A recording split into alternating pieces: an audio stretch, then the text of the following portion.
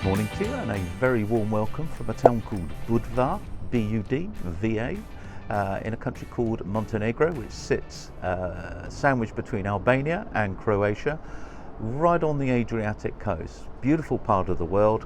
If you haven't explored here, you must, in the not too distant future, explore this part of Europe. It's gorgeous.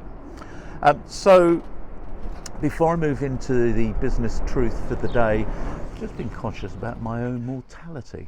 In the last week on social media, come to learn sadly of the loss of two people that I've known for many years. And what it does do is just a sobering thought that we never know what's going to happen tomorrow. And so I've always said that plan for tomorrow, but live for today. So anyway, business truths. The one for today is underperforming staff. We've all had them. I've had them for 40 years. And it's quite an interesting observation, experience that I've had, is that staff tend to fall into three categories of performance, A, B, C, I've labelled them. The A category staff are the top 10% performers. They will perform come rain or shine, highly motivated, get on with things, take initiative, and always seem to hit milestones and targets. That's your top 10%, the A category. The next category, B, are the majority of your workforce, and they tend to be around 70% of your workforce. And that's where, as managers and directors, we should be spending our time, is to try and gravitate as much of that 70% of the workforce up into the A category. Impossible to achieve, but if you can achieve a gravitation of at least 20% of that 70 up into the A category, you've done well. Category C are what we would class as underperformers, so that's your bottom 20%. You know the Pareto's principle of 80% of what your company achieves is from 20% of the staff. There's a link here, and the C category people. That's not to say that they can't improve, or some of them can't improve and get into the B category, the B level, but not all of them. And so it's our responsibility as managers and directors to be able to give them as much help and support and guidance as possible, and clarity about what they're expected to achieve. That's our role and responsibility. Sadly, my experience of managers and directors and shareholders is that they don't do that. Particularly in this country, I'm speaking from Montenegro, particularly from the UK, we tend to shy away from having those much needed tough conversations about performance. Almost the majority of managers and directors is almost like, well, we'll hope for the best, we'll give them more time. And of course, rarely do things ever change, just hoping. You should never run a business on hope. It's about taking corrective action in order to actually help and support those members of staff that need it. So there are telltale signs for underperformers. There's three key ones that I'm always mindful of.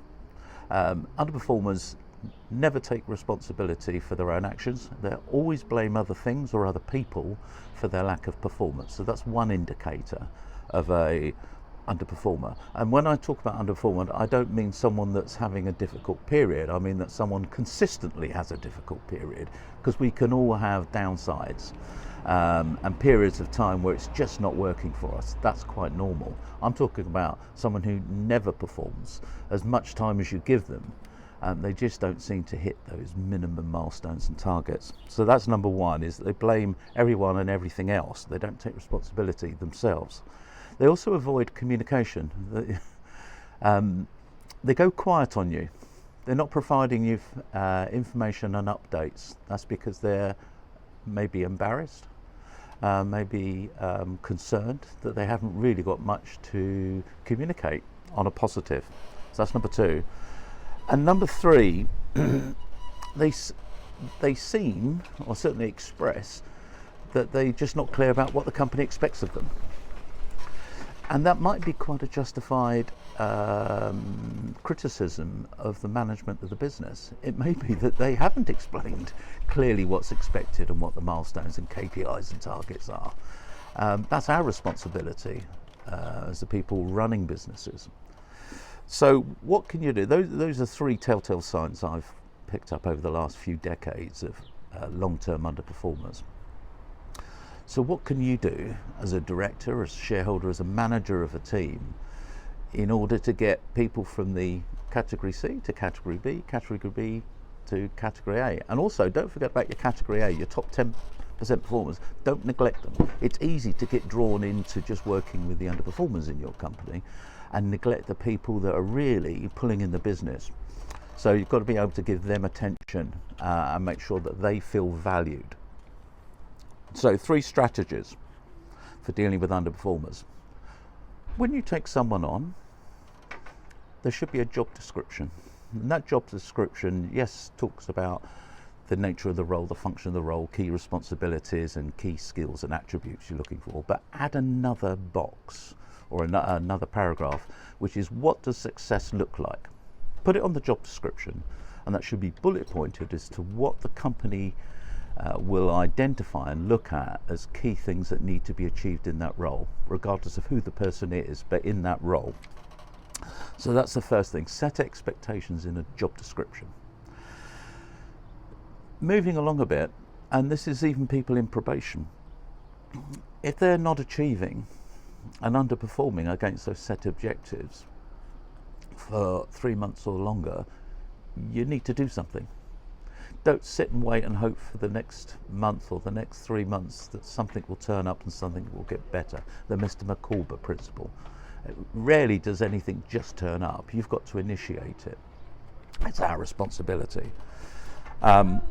So someone that hasn't performed for several months on the trot, then you need to institute something called a personal improvement plan, a PIP. It goes by other names, but that's the one that I'm most familiar with in recent years. And that's not a document. A PIP is not an instrument to hit someone over the head with.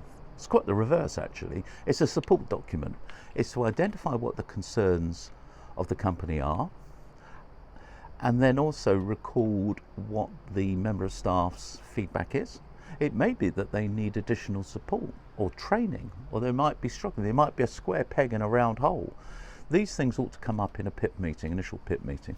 At the end of that PIP meeting is to document the actions that have been agreed and the timescales. Who's going to do what and by when? And then set a review date.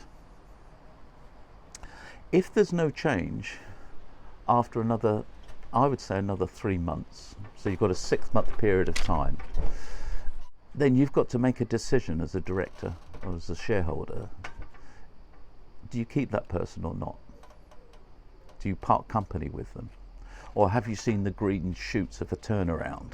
And so therefore that 3-month PIP process, have another 3 months, so you're extending the period because you can see there's some positive improvement.